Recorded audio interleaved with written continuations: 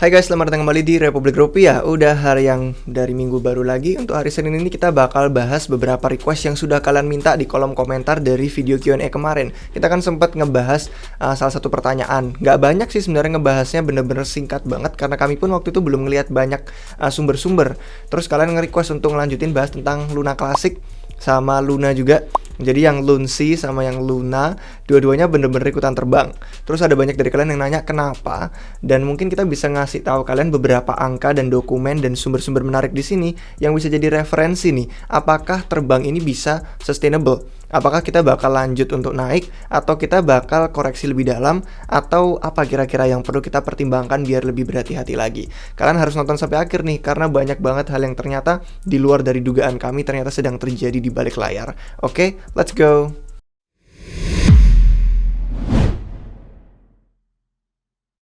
Baik guys, selamat datang kembali di Republik Rupiah. Jadi untuk yang pertama, kalau kita mau lihat dari sumbernya Cointelegraph itu sampai masuk berita waktu tanggal 9 September kemarin, beberapa hari lalu. Itu dikasih judulnya, inilah alasan Terra Classic harganya itu bener-bener terbang sampai 250% di bulan September. Tapi itu kemarin harganya yang sampai pas rally tanggal 9 gitu kan. Tapi kita bener-bener ngerasain koreksinya baru beberapa akhir pekan ini. Jadi kalau misalkan kita ngelihat ya ada beberapa alasan, dan yang disebutkan di Cointelegraph ini beberapa sumbernya berasal dari Twitter sendiri, dari komunitasnya langsung. Jadi kita lihat aja yuk dari yang pertama. Yang pertama kali ini dari Twitternya si Lunsi DAO sendiri. Jadi dia nge-tweet di sini, 3 bulan yang lalu melihat potensi dari Lunsi untuk bangkit gitu kan, sebagai Phoenix, bangkit dari abu. Istilahnya dia bilang ini untuk menciptakan sebuah DAO untuk Lunsi supaya bisa menginspirasi komunitasnya membangkitkan lagi blockchain ini yang kemarin kena tragedi jatuh. Nah, hari ini merupakan pencapaian yang besar. Ada pencapaian mengenai staking. Nah, artinya dengan pencapaian ini dalam 3 bulan, coba bayangkan apa yang bisa kita capai dalam 1 tahun. Ya biasalah, kalau misalkan orang bener-bener berusaha untuk ngegoreng atau ngepom-pom kan pasti bahasanya kayak gitu. Kalau misalkan kalian mau tahu jawabannya apakah ini sustainable, sebenarnya saya bisa kasih tahu sejak awal.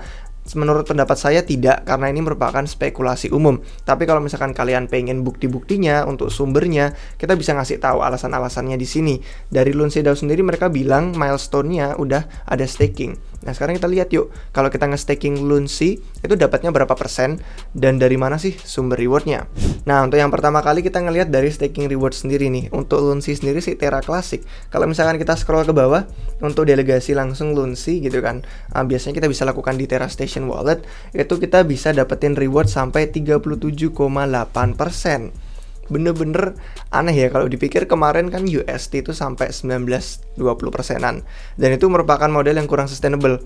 Sekarang malah ngasih 37%an rewardnya, bener-bener jauh lebih gede lagi. Dan itu untuk farming gitu kan, kalau misalkan mau staking Lunsi.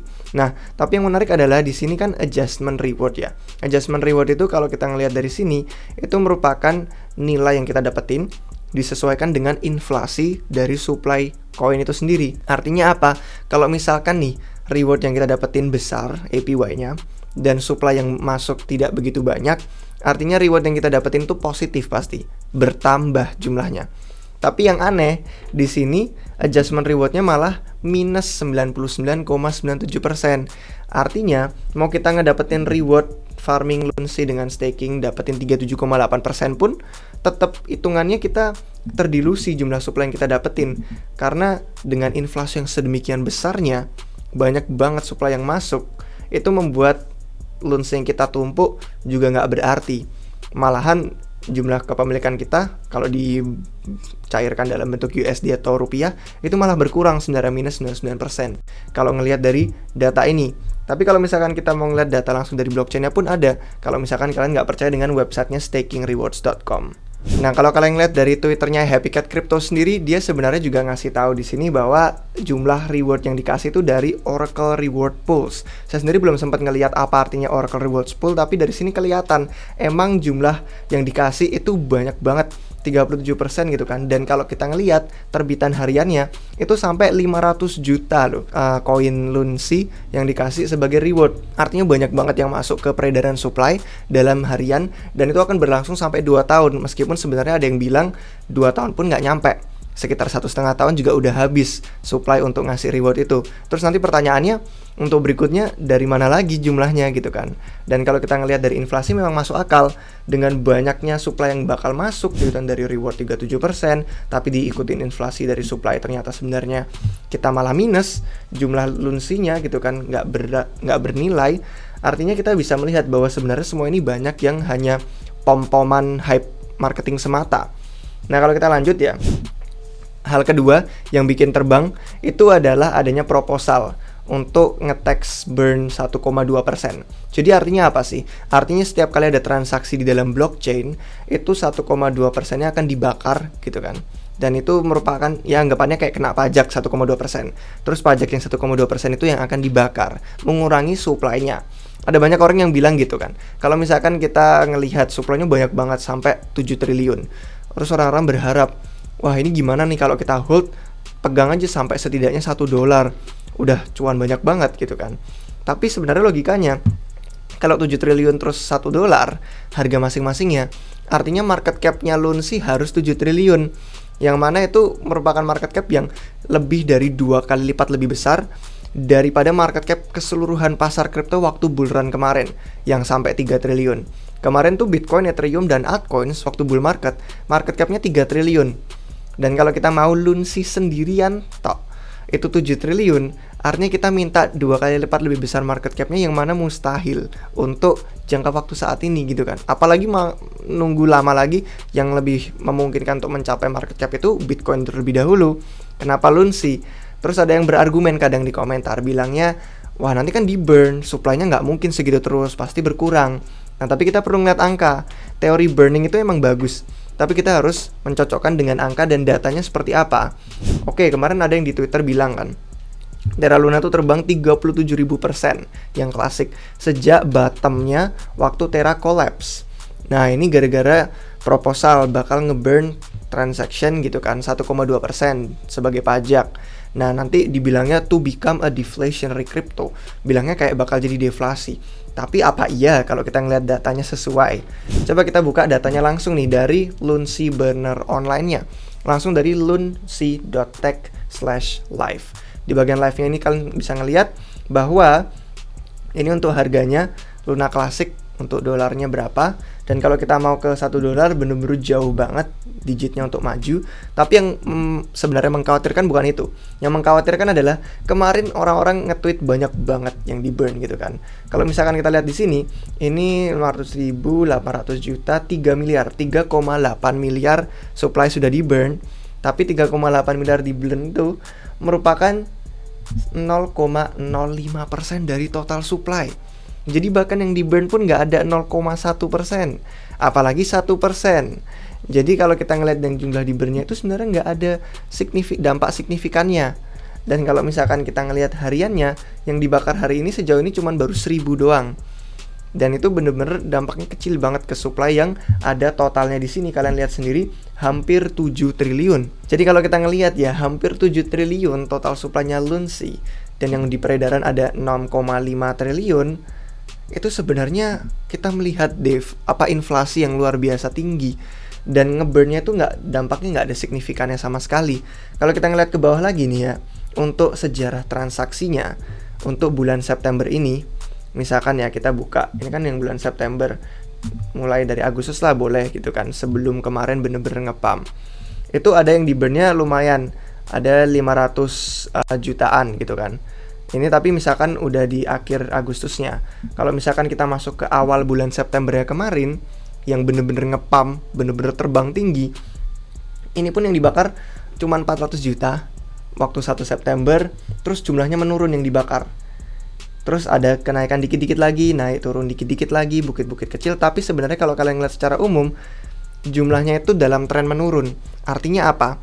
Artinya yang transaksi itu sedikit. Kalau yang transaksi sedikit, yang di burn juga sedikit, karena yang kena tax nggak banyak. Nah, kenapa yang transaksi sedikit? Bisa jadi karena staking tadi. Kalau Lunsinya dibuat staking gitu kan. Nah, Lunsinya dibuat staking, artinya kan kekunci. Nah, kalau terkunci berarti dia nggak gerak untuk transaksi. Jadi nggak ngebakar jumlah Lunsi yang ada. Jadi artinya justru dengan adanya staking dan dengan adanya burning yang tidak signifikan, kalau kita ngelihat angka, itu sebenarnya nggak bener-bener mengurangi supply. Jadi kalau berharap ke $1, sebenarnya bisa dibilang kayak halu untuk bisa ke $1, kecuali ya proposalnya berubah nih. Misalkan yang dirubah berapa 90% dari transaksi di teks, yang mana ada orang mau ngebayar 90% dari transaksinya hanya untuk ngeburn, kecuali memang burn mandiri, memang komunitas yang pengen ngegoreng gitu kan. Nah, kalau kita kembali lagi ke bawah, kita bisa ngeliat sendiri langsung di sini stakingnya. Jumlah yang staking tuh ada 9%, nggak banyak. Jadi memang nggak banyak token yang terkunci.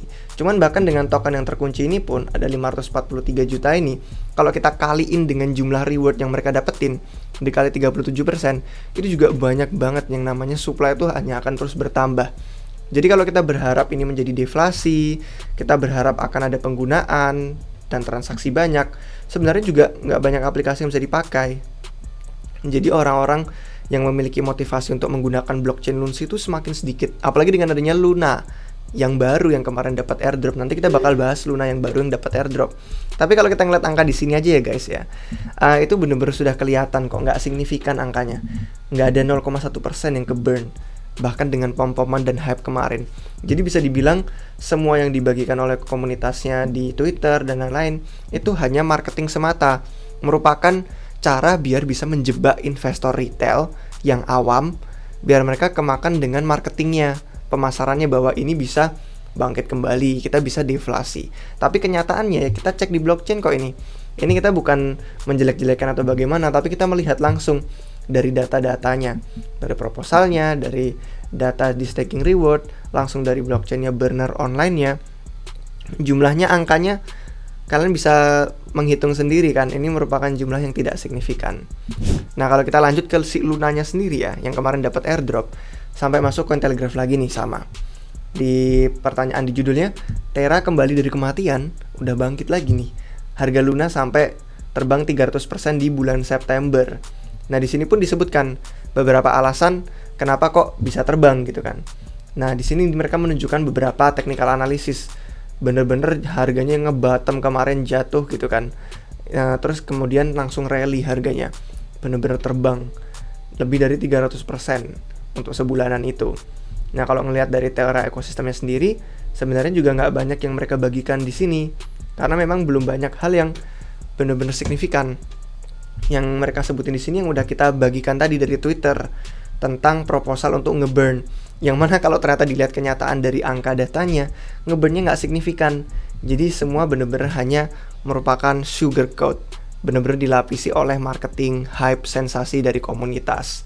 Terus ada beberapa akun Twitter yang membagikan si Fatman Terra. Kita bisa buka langsung dari Twitternya aja.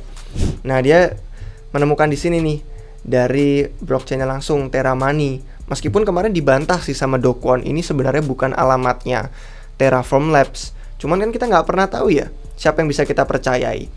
Do Kwon bisa aja semudah itu berkata itu bukan alamatnya Terraform Labs, tapi dengan rekam jejaknya dia, apakah kita bisa semerta-merta percaya? Dan Fatman Terra pun anonimus. Gimana kita bisa mempercayai dia yang nggak punya data secara terbuka publik? Bisa aja mereka cuman pengen ngejelek-jelekin Terra untuk ngejatuh-jatuhin dan menyebarkan FAT. Tapi dia memberikan data dari blockchain di sini.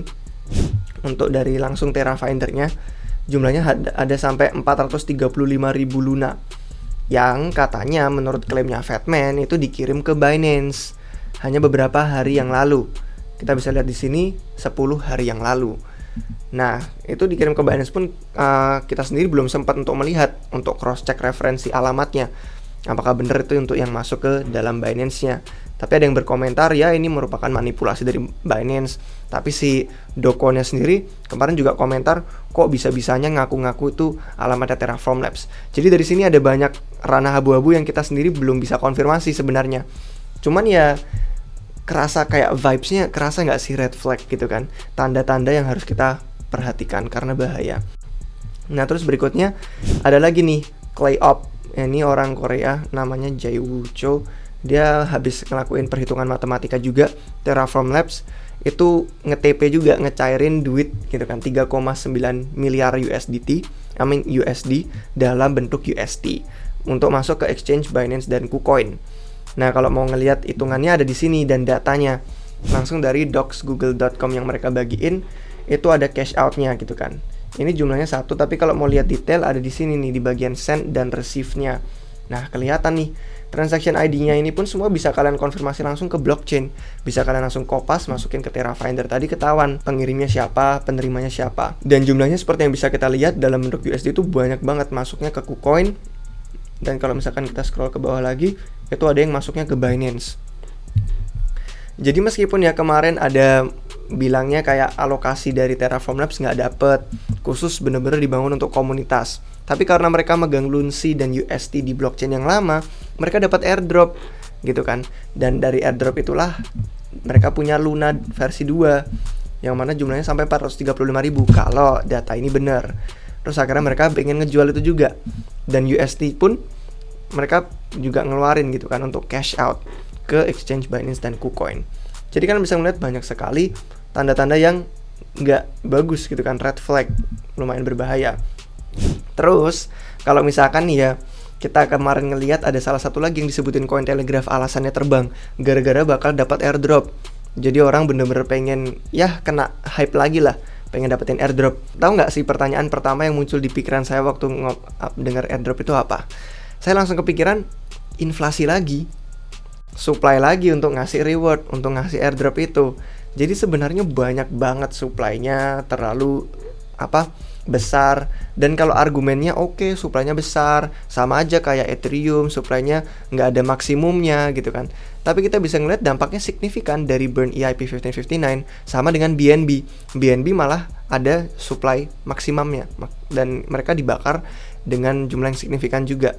Jadi kalau misalkan supply-nya terlalu banyak sampai 7 triliun kayak gini, tapi pembakarannya nggak signifikan dan nggak ada tanda-tanda ekosistemnya punya aplikasi yang dipakai aktif sampai transaksinya volumenya tinggi, artinya kesempatan untuk bisa di burn biar bener-bener bisa ngepam harga itu kecil sekali sebenarnya. Kalau ngelihat data ya, kita ngelihat sekali lagi deh ini di Lunsi burn transaction bener-bener menurun trennya, tapi ini kan baru beberapa hari ya, baru setengah bulanan. Nah, coba kita lihat ke depannya. Kalau transaksinya lebih besar, volumenya meningkat, dan banyak yang kena burn, atau proposalnya dibesarin yang kena burn, itu artinya kita bisa melihat lebih banyak supply yang kena burn. Tapi kalau misalkan nggak banyak, artinya jumlahnya nggak signifikan. Kalian bisa ngelacak langsung di sini aja.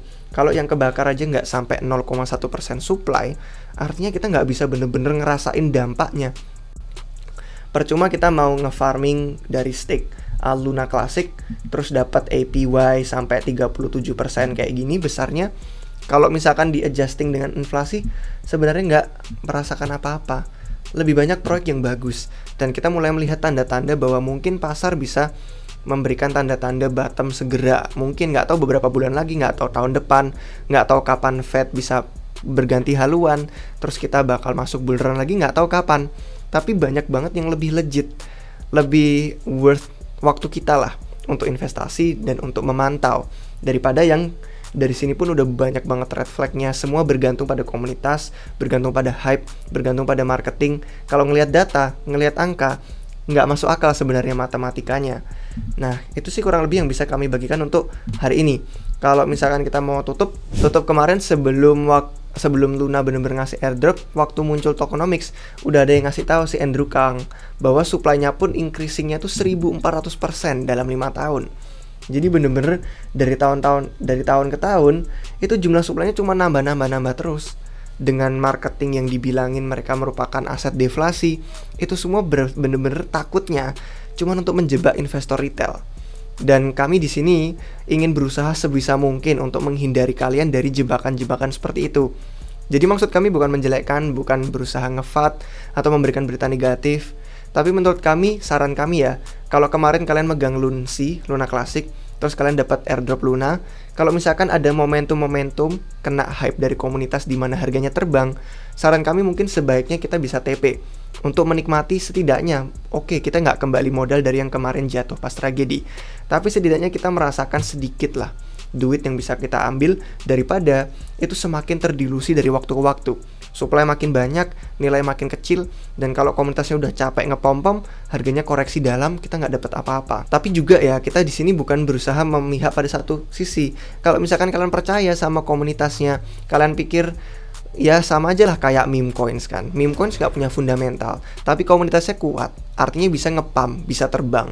Kalau misalkan memang kalian sukanya bermain di micin dan suka dengan yang terbang dalam waktu singkat, ya mungkin aja masih ada kesempatan untuk dipom-pom dan digoreng orang. Tapi itu pun kalau kalian bergantung dan percaya sama hype komunitas. Kalau mau silakan, tidak ada salahnya dan kami tidak akan melarang.